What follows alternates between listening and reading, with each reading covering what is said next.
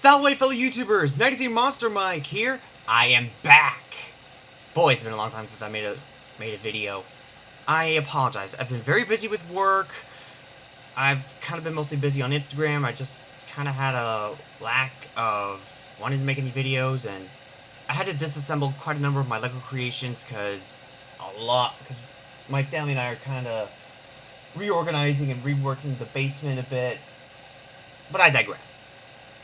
Anyhow, for those who do follow me on my YouTube channel and also to some extent on Instagram, yes, my birthday is September 13th, and this was one of the presents I got. It was belated, but better late than never. I got this from a loving aunt, and it is, as you can see, the Bandai Movie Monster series Godzilla Ultima from the anime that is now streaming on Netflix, Godzilla Singular Point.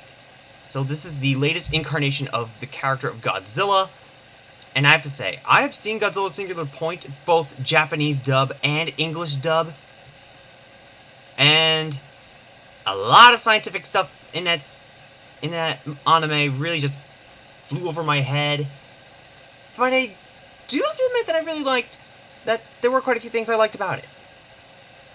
So let's get on with the review of the figure. So this is, of course, Godzilla, and this is his tag, as many Bandai Movie Monster series figures come.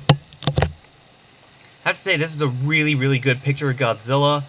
There's the Godzilla 2021 stamp, featuring the Kongoji, Godzilla SP, Godzilla Ultima, and Godzilla Ultima in Japanese katakana, ages 3 and up, which is what that basically says in Japanese. The inside of the tag, all that legal mumbo-jumbo and safety stuff, symbol of Godzilla and the silhouette, and that first promo shot for Godzilla Singular Point, movie monster series, Bandai, Toho, and yeah.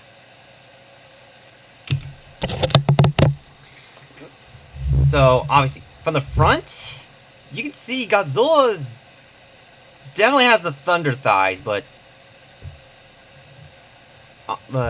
yeah. And also, he's digitigrade. Okay, vocab lesson.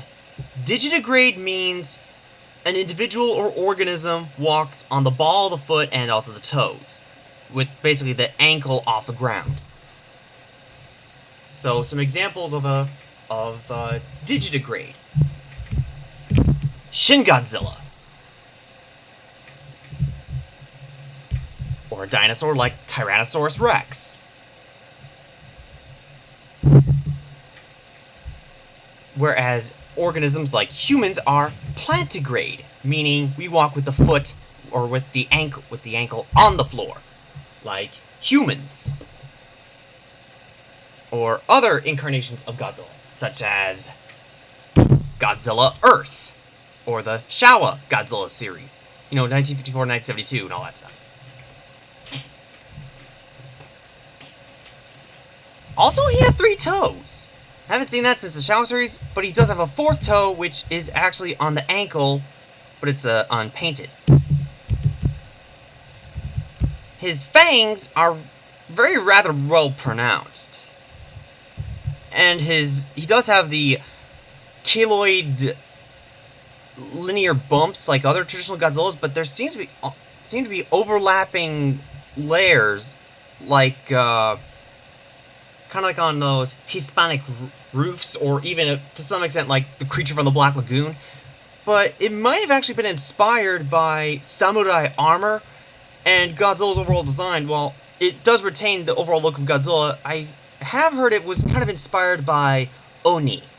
That's Oni, O-N-I, which in Japanese mythology and folklore are basically demons, ogres, and trolls and whatnot. Still has the 4 fingers. He has multiple rows of teeth. Somewhat like a shark, but also a bit like the Heisei Godzilla, but Heisei Godzilla has 2 rows of teeth. His eyes are relatively small, and they're yellow, but also no pupil. Silver dorsal plates, although as you can, I've already seen in the tag, he has these red, well, almost looks like arteries or blood vessels on the dorsal plates, which is kind of sort of unique. So the paint job, he just has white on his talons, white on the fingernails, white for the teeth, a very pale yellow for the eyes, basically dark gray vinyl, and then silver for the dorsal plates, which goes from the top of the head and all the way only to the midsection of the tail, while the rest is unpainted. I have no idea why, but oh. But man, look at all the... He does have a lot of good detail on him, like especially right here in the belly. Look at that. It almost like this version of Godzilla never skipped leg day. Also went for core, and well, it's just his arms just seem kind of small, and also has a pretty good length tail. Although I remember for the anime, his tail is significantly longer.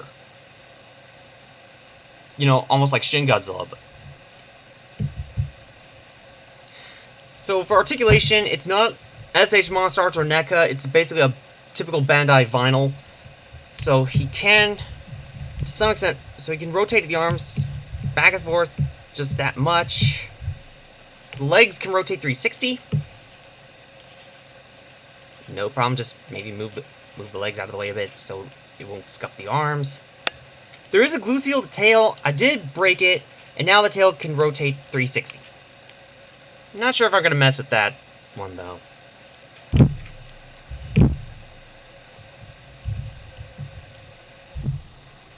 So, for sizing, let's bring out Singular. And obviously, this guy's a little bit shorter, but it's okay, and yeah, you can definitely see some similarities between the two. It's basically the same idea of Godzilla, and there are quite a few parallels with each other. They both evolve, well, you know, like they have different forms, so to speak. They can open their jaws really wide, and major threats not only to Japan, but also the world itself. Let's bring out the previous animated version of Godzilla. Godzilla from the 2017 anime.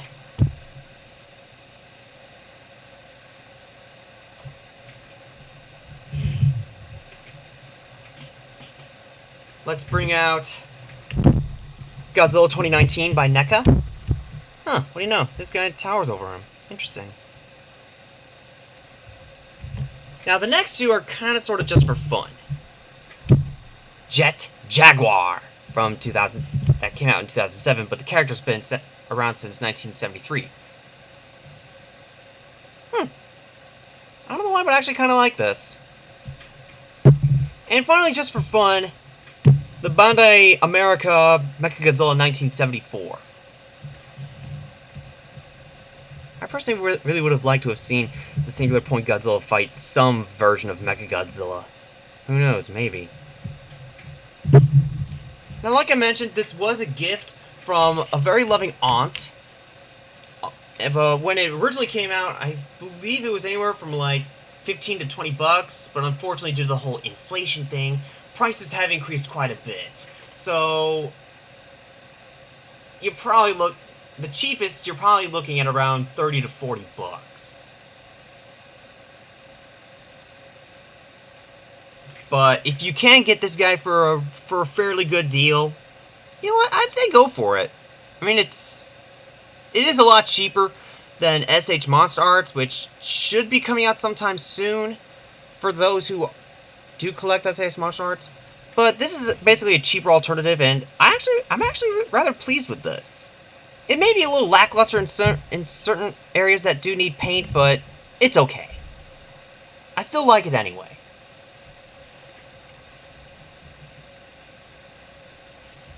So, overall, I definitely recommend it. It's definitely worthy figure to add to your collection. And that's pretty much all I have to say. So thanks a lot for watching, guys. I really do appreciate it. If you liked the video, feel free to hit the thumbs up. Leave a comment down in the comment section below. And if you haven't already, feel free to subscribe to my channel if you want to see more videos. And also feel free to ring that notification bell to know whenever I upload the next video. So until next time, this has been 93 Monster Mike.